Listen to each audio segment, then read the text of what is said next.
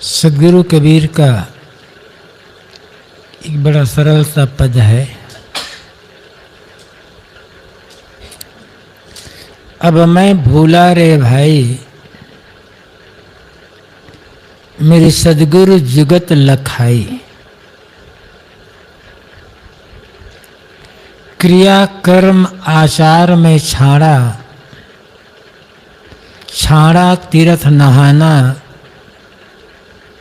सारी दुनिया भई सयानी, मैं ही एक दीवाना। ना हरे रीझे जब तब कीन्हे, ना काया के जारे।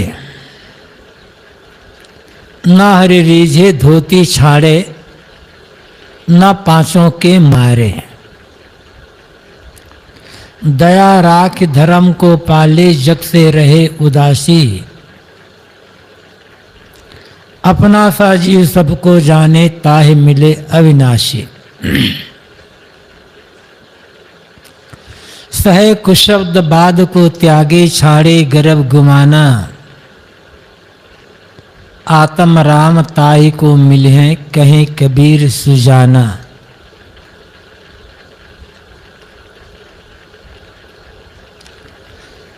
अब मैं भूला रे भाई, मेरे सदगुरु जुगत लखाई।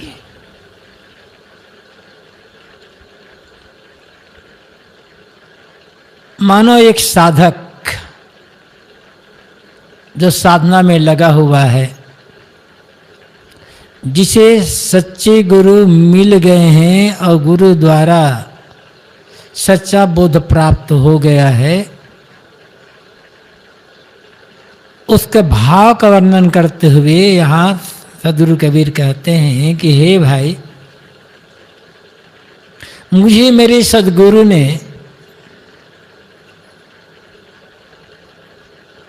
कल्याण का सच्चा मार्ग बता दिया। सतगुरु जुगत लखाई, जुगत युक्ति उपाय।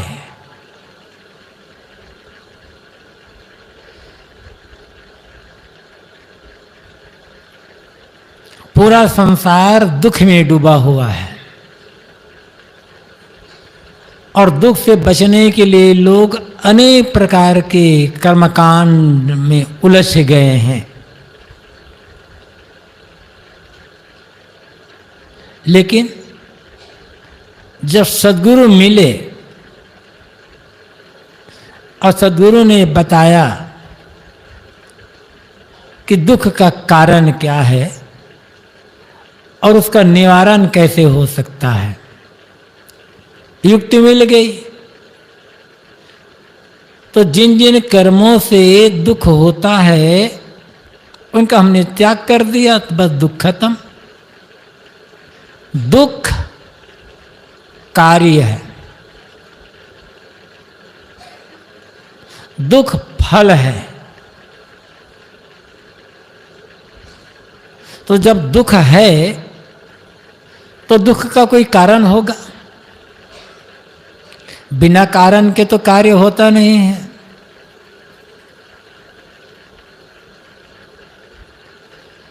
दुख कार्य है तो दुख का कारण क्या है, उन कारणों को जानने की आवश्यकता है।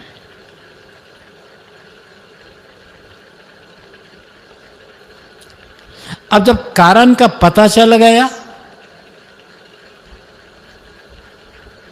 तो उस कारण का निवारण ये भी हो सकता है,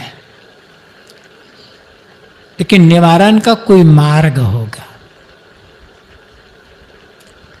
इसलिए तथागत बुद्ध ने इसी पर जोर दिया। उन्होंने कहा चार आर्य सत्य, दुख, दुख समुदय, दुख निरोध, दुख निरोध गामिनी मार्ग। उन्होंने इसको चार आर्य सत्य कहा। आर्य मतलब श्रेष्ठ, महान, बड़ा।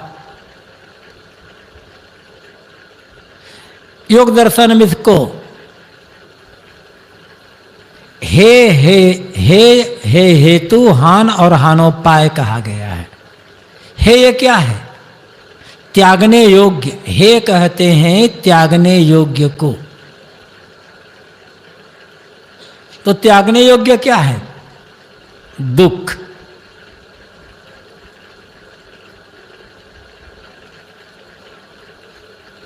उसी से बचने के लिए तो लोग तमाम भगवान भगवती मानकर उसकी उपासना कर रहे हैं। धन क्यों पाना चाहते हैं आप? दुख से बचने के लिए। कुछ भी करें उपाय, उद्देश्य है दुख निवृत्ति। दुख के अलग अलग क्षेत्र हो सकता है, लेकिन मूल बात है दुख निवृत्ति। तो यही हेय है, त्यागने योग्य। हे तो दुख का कारण क्या है?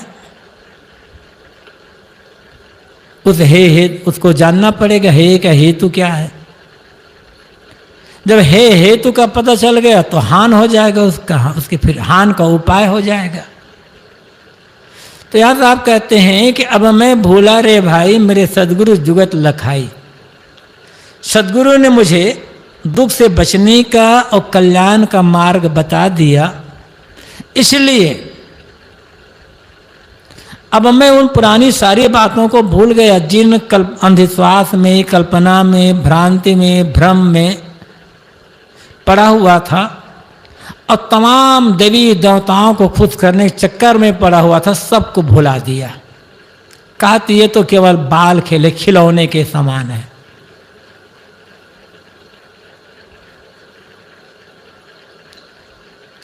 मन को एक उलझाए रखने का साधन है बस।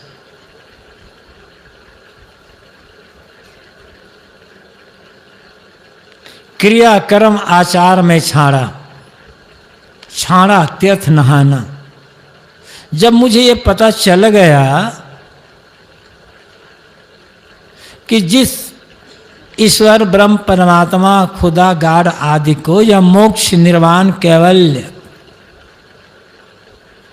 की मैं खोज कर रहा था, वह तो मेरे भीतर ही मेरा अपना आपा है, मैं ही हूं। आत्म अस्तित्व को छोड़कर दूसरा कोई ईश्वर या ब्रह्म नहीं है जिसे मुझे पाना होगा। जब अलग है ही नहीं तो उसको खुश करने के लिए ये क्रियाक्रम और आचार तमाम कर्मकांड, ये पूजा वो पूजा, ऐसी भक्ति वैसी भक्ति, इसकी जरूरत क्या है फिर? अब मुझे किसी देवी देवता को खुश करने की आवश्यकता नहीं रह गई। पहले भ्रांति थी कि तीर्थों में जाकर वहाँ मंदिरों में बैठे देवी देवताओं का दर्शन करने से और नदी आदि में नहाने से पाप कट जाते हैं, इसलिए मैं तीर्थों में भटक रहा था। लेकिन अब मैंने तीर्थों में भटकना बंद कर दिया, क्योंकि सच्चा तीर्थ मिल गया। सच्चा तीर्थ बाहर संतों की संगति, सत्संग तीर्थ है, और भीतर आत्मा तीर्थ है। संतों की संगति से आत्मरूपी तीर्थ का पता चलता है। मुद मंगल में संत समाजू जोग जग जंगम तीरथ राजू। गोस्वामी जी भी कहते हैं संतों का समाज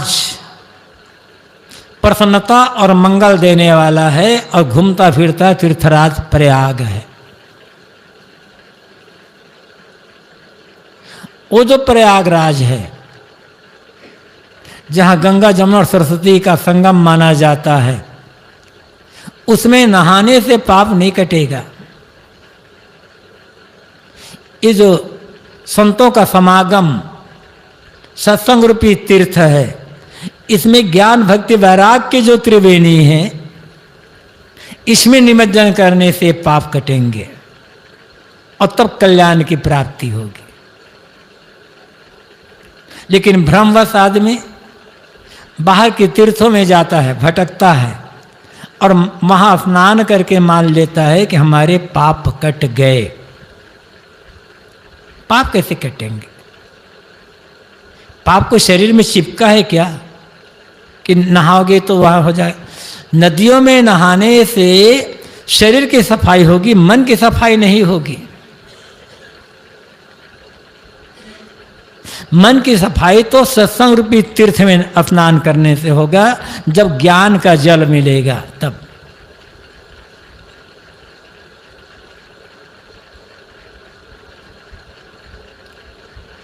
तो कहा गया छाड़ा तीर्थ ना, तीर्थ में नहाना छोड़ दिया। इसलिए कहा कि एक बाहर का तीर्थ सत्संग, भीतर का तीर्थ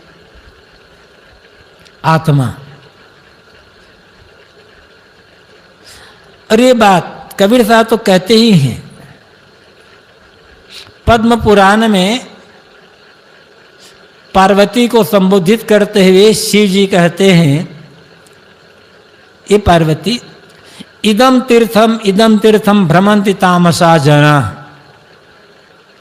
आत्मतीर्थम ना जानाति कथम मोक्ष सुरनु प्रिय। ये जो तामसी लोग हैं, मूढ़ लोग, यहाँ तीर्थ है, वहाँ तीर्थ है, यहाँ नहाने से मोक्ष मिलेगा, वहाँ दर्शन करने से कल्याण हो जाएगा, वहाँ नहा जाएंगे तो भगवान मिल जाएगा, ऐसा मानकर भटकते रहते हैं। पद्म पुराण के लेखक शिव जी के मुख से तीर्थों में भटकने वाले लोगों को और तीर्थों में नहाकर भगवान दर्शन करने मोक्ष पाने लोगों को तामसी लोग कह देते हैं। तामसी जना, मूढ़ लोग। आत्मतीर्थम ना जानाति, ये तीर्थों भटकने वाले लोग आत्मरूपी तीर्थ को नहीं जानते, तो इनका मोक्ष कैसे हो जाएगा, कल्याण कैसे होगा इनका?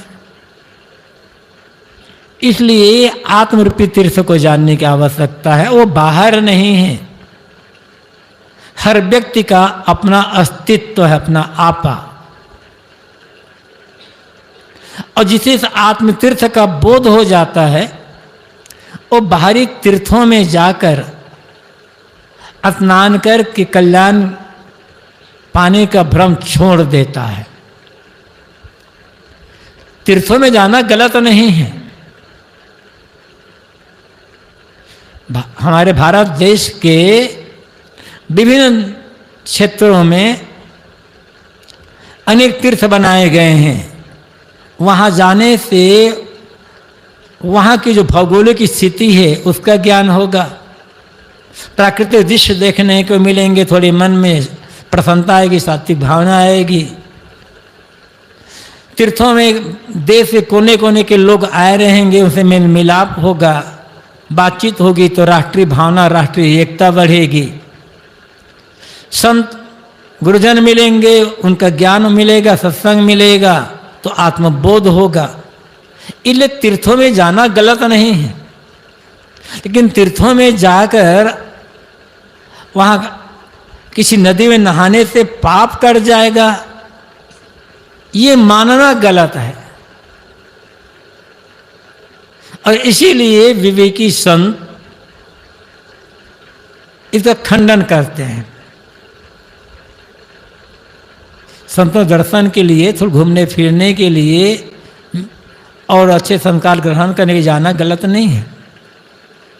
तो यहाँ तो एक साधक कह रहा है, क्योंकि सद्गुरु ने मुझे युक्ति बता दी, इसलिए मेरा भ्रम कट गया, तो मैंने तमाम कर्मकांडों को करना छोड़ दिया, तीर्थों भटकना भी छोड़ दिया। तो होता क्या है, सारी दुनिया भई सयानी, मैं ही एक दीवाना। लोग कहते हैं ये कैसा पागल आदमी है, न पूजा करता है, न पाठ करता है, न देवी देवता मानता है, न नाम जप करता है, न मंत्र जपता है, न माला फेरता है। लोग मुझे पागल कहते हैं और कहते देखो हम बड़े सयाने हैं, हम भगवान भगवती इसकी पूजा पाठ सब करते रहते हैं। लेकिन कौन सयाना है और कौन दीवाना है ये तो विवेक से पता चलेगा ना।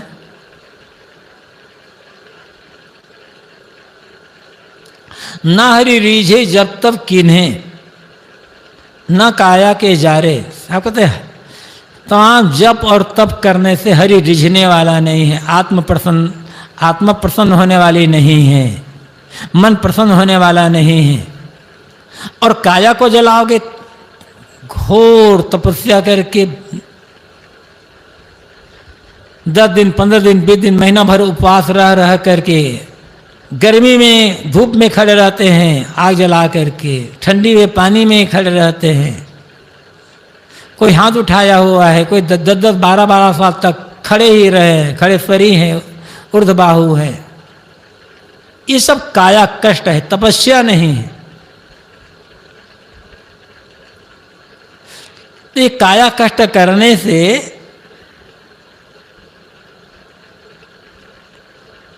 कल्याण नहीं होने वाला है। देह सुखाए पिंजर करे, धरे रैन दिन ध्यान, तुलसी मिटे न वासना बिना विचारे ज्ञान। शरीर को सुखा करके पिंजर कर डालो, जब तक सच्चा ज्ञान सच्चा बोध नहीं मिलेगा तब तक न मन की भ्रांति मिटेगी, न विषय विकार वासना मिटेंगे। ज्ञान की आवश्यकता है। ना हरि रीझे जब तक किन्हें, न काया के जारे। ना हरि रीझे धोती छाड़े, न पांचों के मारे। कोई सोचे कि हम नंगे रहेंगे, नंगे रहने से भगवान मिल जाएगा। कहते ये भी गलत। यदि नंगे रहने से भगवान मिलता तो जानवरों को मिल गया होता अब तक। पशु पक्षी कहाँ कपड़े पहनते हैं, आदमी ही कपड़ा पहनता है। कुछ लोगों की ये मान्यता है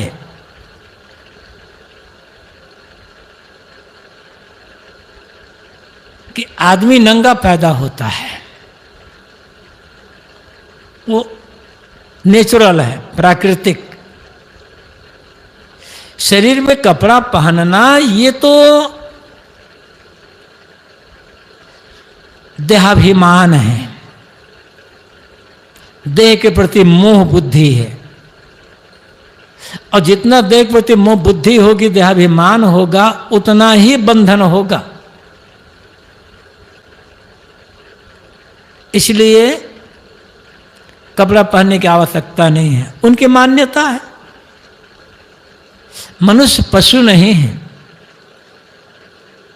मनुष्य मनुष्य है और सभ्य और विकसित प्राणी हो गया है, सामाजिक प्राणी है। जानवर नर मादा एक साथ चरते हैं, साथ साथ, उनके मन में काम वासना नहीं आती है। जब मादा पशु को गर्भाधान करना होता है तब नर मादा का मिलन वहां होता है। और आदमी की स्थिति क्या है, यदि सब के सब नंगे रह जाएं तो क्या होगा, मर्यादा रहेगी, समाज में एक व्यवस्था रहेगी, उच्छृंखलता फैल जाएगी।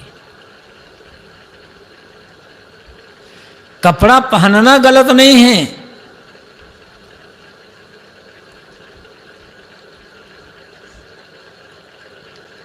देह का अभिमान गलत है, देह वासना गलत है। तो यहां तो ये कहा गया कि कोई नंगा रह करके घूम रहा है तो सोचे कि इससे भगवान खुश हो जाएगा, हमें कल्याण हो जाएगा, वो भी गलत। और कोई हठ पूर्वक बिना विवेक के इंद्रियों को जबरदस्ती रोक कर रखा हुआ है तो सोचेगा कि हमारा कल्याण हो जाएगा, वो भी गलत। ना पांचों के जा रहे, 5 आंख नाक कान जीभ त्वचा,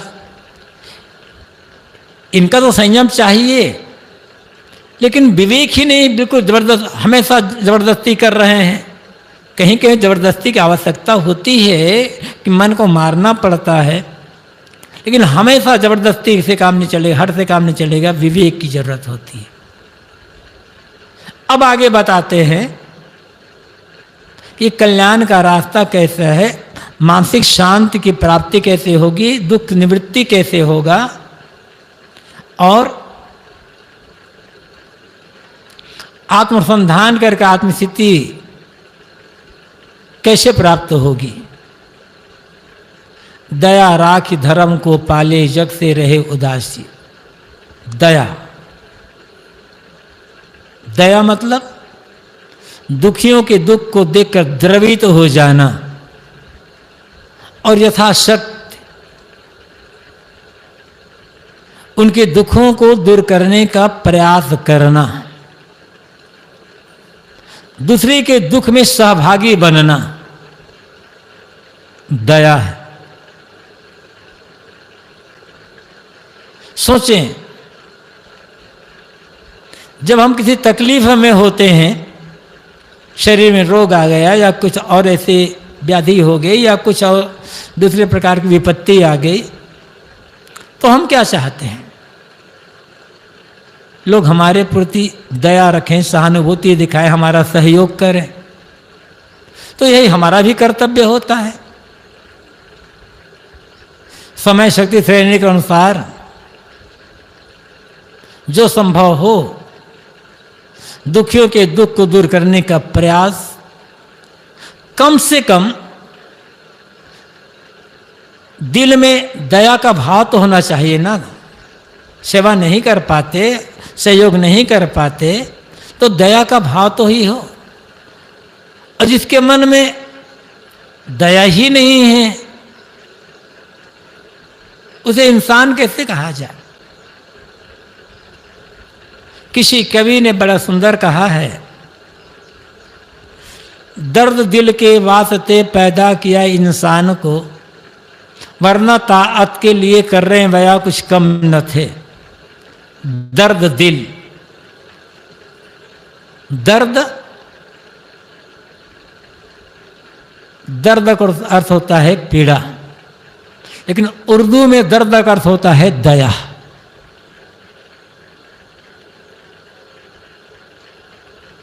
तो दर्द दिल, दिल में दया रखने के लिए कहने वाला कहता है कि भगवान ने इंसान को पैदा किया कि इन मनुष्य में दया का भाव हो, वरना ताअत के लिए कर रहे वया कुछ कम न थे। अन्यथा प्रार्थना करने के लिए तो खुदा के पास करने वया फरिश्ता कुछ कम नहीं थे। मतलब आदमी वह है जिसके दिल में दया का भाव हो। संगदिल आदमी, किस संगदिल आदमी को आदमी कहा ही नहीं जा सकता। संगदिल, कठोर हृदय, संग मतलब पत्थर, संग का मतलब साथ होता है, लेकिन संग उर्दू में संग का अर्थ पत्थर होता है। तो संगदिल का अर्थ होता है पत्थर दिल, कठोर हृदय। जिसका हृदय ही कठोर है उसको आदमी कैसे कहा जाए? और जिसके दिल कठोर है वो भक्ति पूजा धर्म को समझेगा क्या? किसी भगवान को क्या समझ पाएगा? तो आप कहते हैं दया रखो, करुणा का भाव रखो। यदि शांति चाहते हो, कल्याण चाहते हो तो, और जो देंगे वो मिलेगा लौट करके।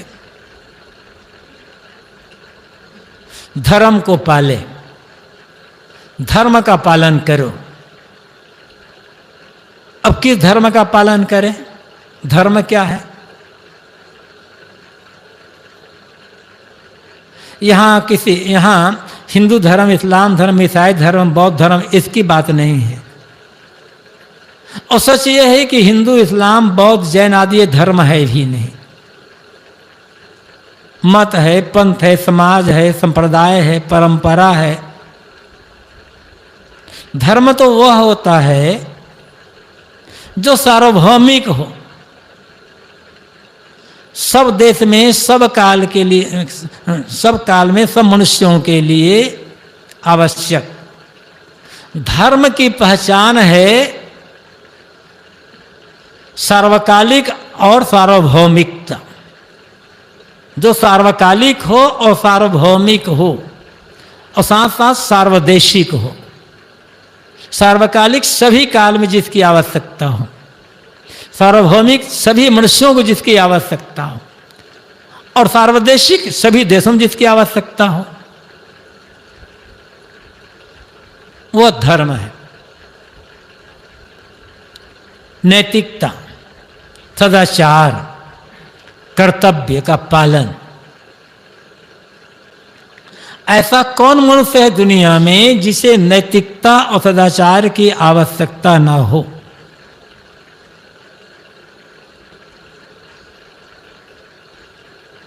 और धर्म मतलब कर्तव्य।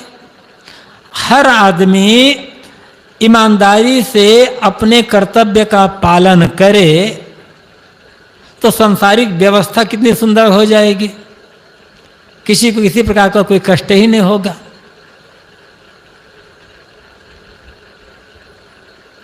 ये कर्तव्य का पालन ईमानदारी पूर्वक, यही धर्म है।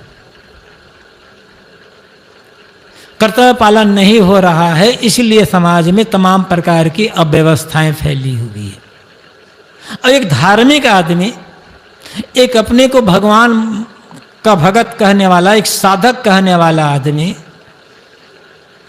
अपने कर्तव्य का पालन नहीं करता है तो समाज के अन्य लोगों को प्रेरणा कैसे मिलेगी? आदर्श कहां से मिलेगा? तो धर्म का मतलब शील, करुणा का व्यवहार, कर्तव्य का पालन। धर्म कोई मत पंथ संप्रदाय की चीज नहीं है।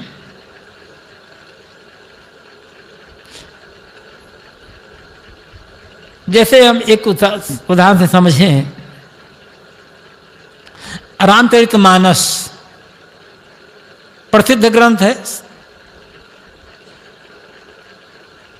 पूरे रामचरितमानस में गोस्वामी तुलसीदास जी ने बार बार कहा है कि राम परमात्मा है, राम परमात्मा है, राम परमात्मा है, और राम के भजन के बिना कल्याण हो ही नहीं सकता। अब पता नहीं जो राम को परमात्मा ने बात मानता, उसको गोस्वामी जी ने कितनी गालियां भी दे दी है। लेकिन जब धर्म की बात आती है तब ये नहीं कहते कि राम को मानने वाला धार्मिक है या राम का भजन करना चाहिए या राम का नाम जपना चाहिए, कुछ नहीं कहते। धर्म की बात आती है तो क्या कहते हैं? धर्म न दूसर सत्य समाना, आगम निगम पुराण बखाना। वेदशास्त्रों में वर्णन करके कहा गया है कि सत्य के समान कोई धर्म नहीं है। सत्य ज्ञान, सत्य पालन, सत्य का आचरण। फिर कहते हैं वो परम धर्म श्रुति विदित अहिंसा, पर निंदा सम अग्न गरीसा। श्रुतियों में कहा गया है कि अहिंसा परम धर्म है और सत्य की आवश्यकता सबको है, अहिंसा की आवश्यकता सबको है। भले आदमी हिंसा करता हो लेकिन अपने लिए अहिंसा ही चाहता है। एक कसाई जो रात दिन बकरे को, भेड़े को, भैंसा को मार रहा है, वो अपने लिए हिंसा नहीं चाहता, अपने परिवार वालों की हिंसा नहीं चाहता, उनके लिए अहिंसा ही चाहता है। तो अहिंसा का आवश्यकता तो सबके लिए है। और कहो यदि ये सत्य और अहिंसा का पालन तो बहुत कठिन है, हम तो गृहस्थ आदमी ही पूरा सत्य और अहिंसा पालन कैसे कर सकते हैं? तो गोस्वामी जी बहुत सरलता में बता देते हैं धर्म को। परहित सरिस धर्म नहीं भाई, दूसरे की भलाई करने के समान कोई धर्म नहीं है। ये तो कर सकते हैं ना, जिस किसी प्रकार से हो। किसी को रास्ता बता दिए भलाई हो गई, मीठी बात बोले भलाई हो गई, कुछ खिला पिला दिए भलाई हो गई, अच्छी सीख दे दिए भलाई हो गई। तो ये ऐसा धर्म है जिसे कोई इंकार नहीं कर सकता।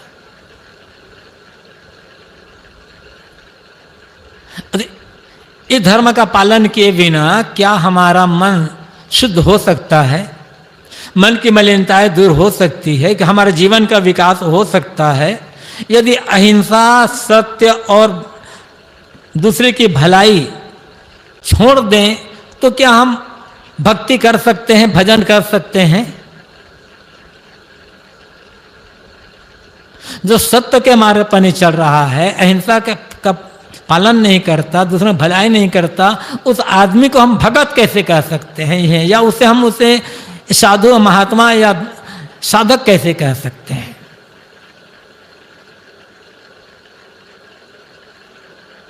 तो इस धर्म का पालन, चाहे वो स्त्री हो चाहे पुरुष, हर उम्र के व्यक्ति को, हर श्रेणी, हर वर्ग के व्यक्ति को इस धर्म की आवश्यकता है। और फिर अपने अपने कर्तव्य, पिता अपना कर्तव्य पालन करें, पुत्र अपना, पति अपना, पत्नी अपना, गुरु अपना कर्तव्य पालन करें, शिष्य अपना कर्तव्य पालन करें। बस मेरा कर्तव्य क्या है? दूसरे के अधिकार, दूसरे के कर्तव्य को न देकर अपने कर्तव्य का पालन ईमानदारी से करने, ये धर्म का पालन करना है। तो धर्म है सार्वभौमिक, सबके लिए आवश्यक। धर्म की जो परिभाषा देखो, धर्म की जहां जहां भी परिभाषा दी गई है, चाहे कहीं भी पढ़ लें, वहां भगवान का नाम नहीं आता, वहां मूर्ति पूजा की बात नहीं आती, वहां कर्मकांड की बात नहीं आती। चाहे आप कहीं पढ़ लीजिए, न देवी देवता की बात आएगी, न भगवान भगवती की बात आएगी, न आत्मा परमात्मा की बात आएगी, न पूजा पाठ की बात आएगी, न नमाज और कथा कीर्तन की बात आएगी। कुछ नहीं आएगा ये सब। जहाँ धर्म का वर्णन होगा वहाँ ऐसी बात आएगी जो मानव मात्र के लिए उपयोगी है।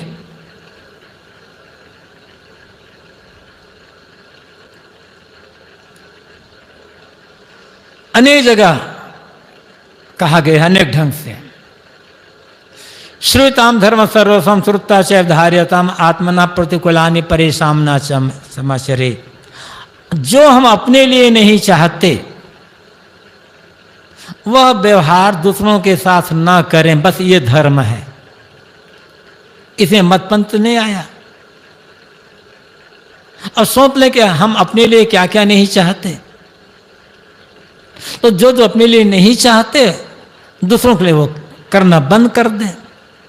इसको ऐसा भी कह सकते हैं, हम दूसरों से अपने लिए जो जो चाहते हैं वही वही दूसरों के साथ करें, बस ये धर्म हो गया।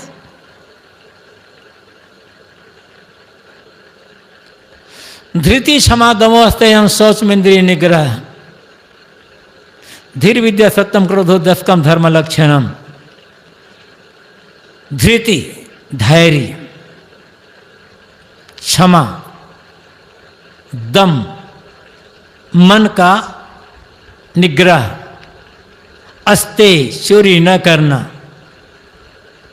शौच बाहर भीतर की पवित्रता शुद्धता, इंद्रिय निग्रह इंद्रियों पर संयम, धी शुद्ध बुद्धि, विद्या आत्मविद्या, सत्य, अक्रोध क्रोध न करना। धर्म के ये 10 लक्षण हैं।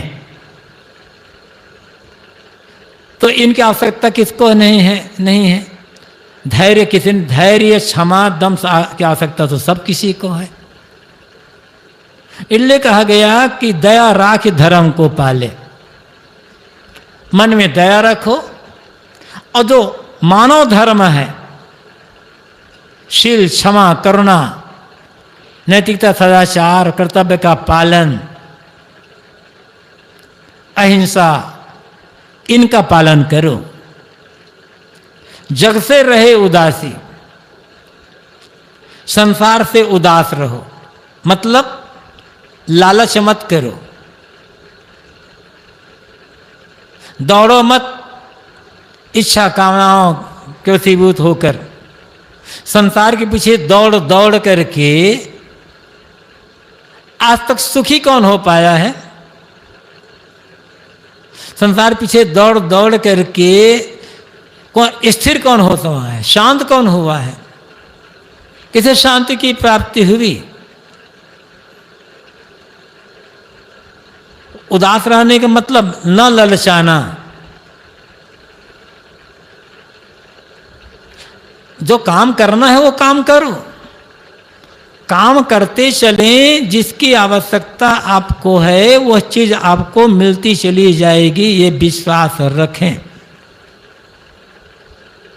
हर आदमी के पास उसका प्रारब्ध है और उसका पुरुषार्थ है। प्रारब्ध अदृश्य है, पुरुषार्थ वर्तमान में जो प्रत्यक्ष है। प्रारब्ध को आप भाग्य कह सकते हो, तकदीर, किस्मत, विधाता का लेख, अलग अलग शब्दों से आप कह सकते हो। है वो अदृश्य, है वो सबके साथ। कल जो हमने किया था आज का प्रारब्ध बन गया है, आज जो करेंगे कल के लिए भाग्य बन जाएगा। तो हर आदमी के पास उसका भाग्य है और उसका पुरुषार्थ है। पुरुषार्थ करते जाओ, भाग्य सब साथ देगा। बिना पुरुषार्थ के भाग्य साथ नहीं देने वाला है। और एक बात पर सदैव विश्वास रखिए,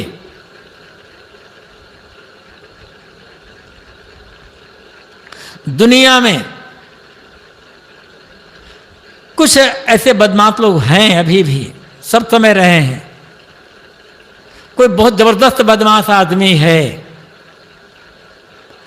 वो आपके घर द्वार पर जबरदस्ती कब्जा कर सकता है, छीन सकता है। आपके घर को, जमीन को, जायदाद को, रुपये पैसे को छीन सकता है। शरीर पर जो गहने पहने हो उसको भी छीन सकता है। और यहाँ तक शरीर पर कपड़े पहने हो उसको भी छीन सकता है। लेकिन दुनिया में किसी में ताकत नहीं आपकी तकदीर को छीन ले। फिर चिंता काहे करते हो? क्यों रोते हो? फिर कैसी भी आग लगे, भले बड़ी बड़ी बिल्डिंग जल जाए, आपकी तकदीर नहीं जलेगी। कैसी भी बाढ़ आ जाए, आपकी तकदीर बहेगी नहीं। आपकी तकदीर को, हमारे किसी की भी तकदीर को ना आग जला सकती है, ना बाढ़ बहा सकती है, और ना कोई छीन सकता है। फिर चिंता क्यों करते हो? हाथ पैर मारते रहो। जो चाहिए जीवन जीने के लिए वो सारी चीजें मिलती रहेगी, इसलिए विश्वास रखो। जग से रहे उदासी का मतलब यही है। तमाम इंद्रियों की लालसाओं में पड़ करके दुनिया के पीछे दौड़ना नहीं है, स्थिर होना है। काम करते चलो, बस संतोष रखना सीखना होगा। बिना संतोष के कोई सुखी नहीं हो सकता है। संतोषी सदा सुखी, ये जो कहा गया है केवल कहावत नहीं है, मन बहलाने के लिए नहीं है, अनुभव करके कहा गया है। और यदि संतोष नहीं है मन में, रोज यदि आपकी कमाई प्रतिदिन 1 करोड़ रुपए भी है और संतोष नहीं है, तो प्रतिदिन 1 करोड़ कमा करके भी आप सुखी जीवन नहीं जी सकते हो। लगेगा अभी कम मिला, अभी और कम मिला, 1 ही करोड़ मिला, 1.25 करोड़ भी तो मिल सकता था। ये मन में भाव बना रहेगा। और संतोष है तो जो मिल रहा है वो पर्याप्त है। जिसके मन में संतोष है, जो मिला है उसमें जो तृप्त है, वही धनी आदमी है। धनी वह नहीं है जिसके पास बहुत रुपये पैसे हैं। सच्चा धनी वह है जिसके मन में जो मिला है उसमें तृप्ति का भाव है और तृप्ति नहीं है तो वही तो दरिद्र है। दरिद्रो यस संतुष्ट कृपणो यो अजितेन्द्रिय गुणेश सक्त धीरीशो गुण संगो विपर्य।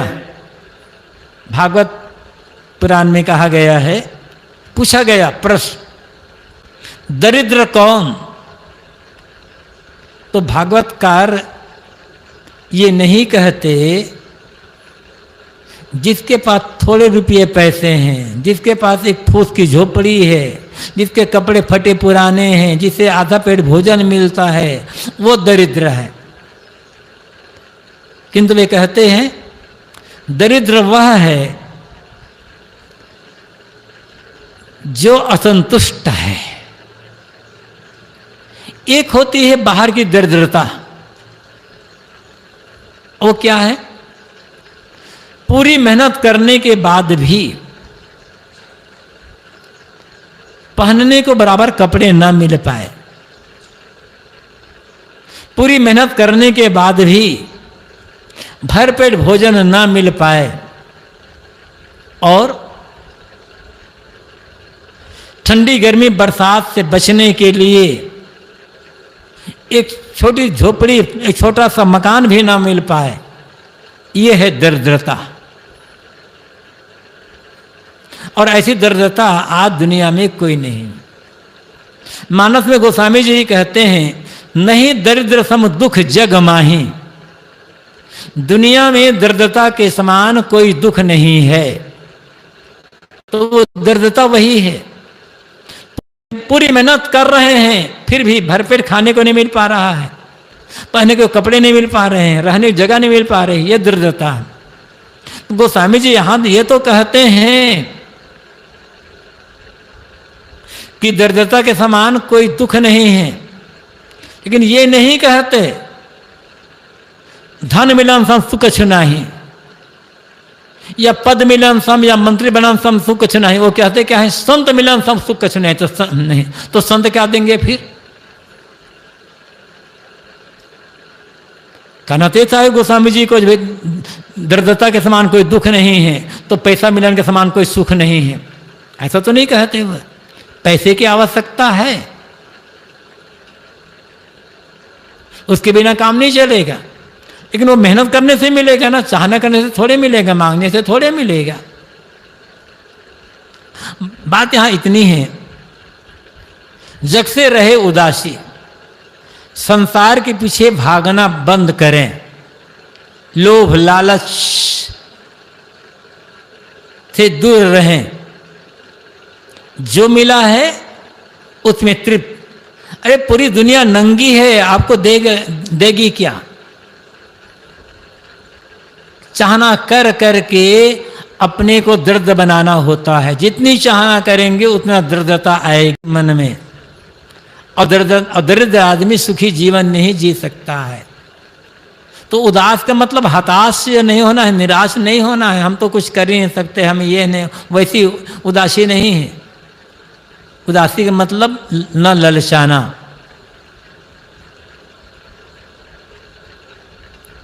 अपना सा जीव सबको जाने ताहि मिले अविनाशी। जो ये समझता है कि सभी जीव सभी प्राणी मेरे समान हैं, नहीं है, जैसे मैं हूं ऐसे सभी हैं, जैसे मुझे सुख दुख का अनुभव होता है वैसे सबको सुख दुख का अनुभव होता है, ऐसा जान करके जो सबके साथ प्रेम समता भाईचारे का बंधुत्व का भाव रखता है प्राण, और ऐसा रखकर जिसके मन से मनुष्य ही नहीं प्राणी मात्र के प्रति बैर और घृणा का भाव निकल गया है। और जब बैर और घृणा का भाव निकल जाने से मन शुद्ध हो गया है, उसे अविनाशी आत्मा का बोध मिलेगा, अविनाशी आत्मा में स्थिति उसकी होगी। और जो प्राणी मात्र को अपने समान समझते, सब में समता की दृष्टि है,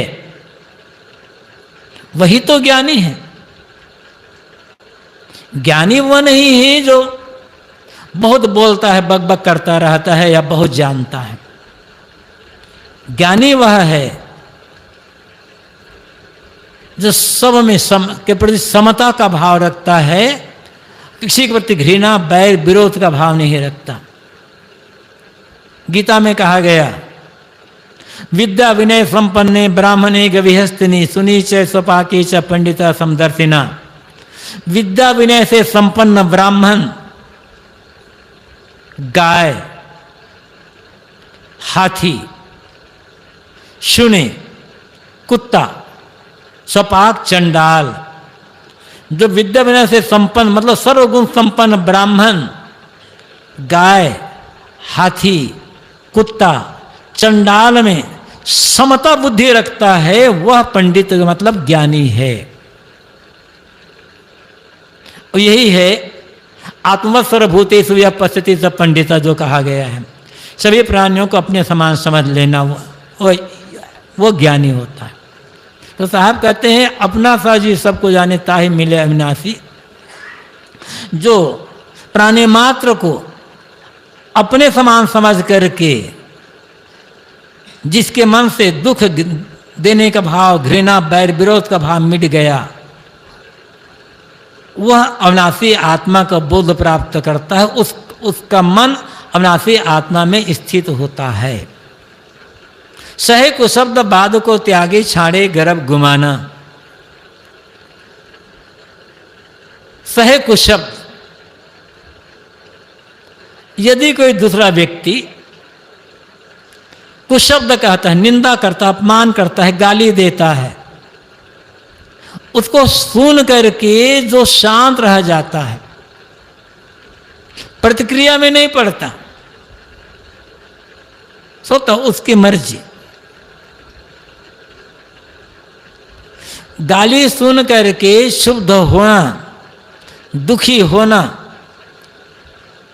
हमारी अपनी कमजोरी होती है। हम स्वयं किसी को गाली न दें, किसी के लिए अपशब्द का प्रयोग न करें, ये तो हमारी मनुष्यता है। किंतु दूसरे लोगों पर हमारा अधिकार तो नहीं है। साहब कहते हैं, यदि शांति चाहते हो, भजन करना चाहते हो, कल्याण के मार्ग आगे बढ़ करके आत्म साक्षात्कार करना चाहते हो, तो कोई तुम्हें कुशब्द कर रहा है, गाली दे रहा है, अपमान का निंदा कर रहा है, तो सहन करो उसको। जितना सहन करोगे उतना ऊपर उठना होगा। जो सहन नहीं करता ऊपर नहीं उठ सकता, सहना तो पड़ेगा ही। अब किसका सहन करते हैं वो तो अलग अलग बात है। बिना सहे बचेंगे नहीं। आप कहीं जाओ, चाहे गृहस्थी में रहो तो सहना पड़ेगा, विरक्ति में रहो तो सहना पड़ेगा। लेकिन गृहस्थी में रह करके इतना आदमी सह लेता है क्योंकि मोह, आसक्त, और विरक्ति में रह करके आदमी उतना सह नहीं पाता। कहते हम सहने के लिए साधु थोड़े हुए हैं। पुरानी बात है, आज से लगभग 25 साल पुरानी बात होगी। एक साधक आया था प्रयागराज में, तब इलाहाबाद कहा जाता था। अच्छा, बड़े अच्छे थे, सेवा परायण थे, सरल थे, लेकिन मन से कमजोर। किसी संत ने उसकी किसी गलती के लिए कुछ कह दिया तो बड़े दुखी, बहुत दुखी, बहुत दुखी। मेरे पास आए, बताए, मैंने तो समझाया अपने हिसाब से जो क्या समझा सकता था। कैसा अब मैं यहाँ नहीं रह सकता, अब तो मैं ऐसा सुनने के लिए नहीं आया हूँ, मैं ऐसा नहीं रह सकता। मैं कहा भैया क्या करूँ? अरे जहाँ जाओ सहना पड़ेगा। मान लो तुम यहाँ नहीं रहोगे, दूसरी जगह जाओगे, वहाँ भी सहना पड़ेगा। ना दूसरी जाओगे तो घर जाओगे, घर जाओगे तो शादी करोगे, पत्नी आगे बच्चे होंगे, वहाँ सहना होगा। तो उन्होंने बहुत बढ़िया बात कही, साहब पत्नी की चप्पल मार सहन कर सकता हूँ, साधु की बात सहन नहीं कर सकता। मैं कहा तो बहुत धन्यवाद है। तब तो फिर तो सहना तो पड़ेगा भाई।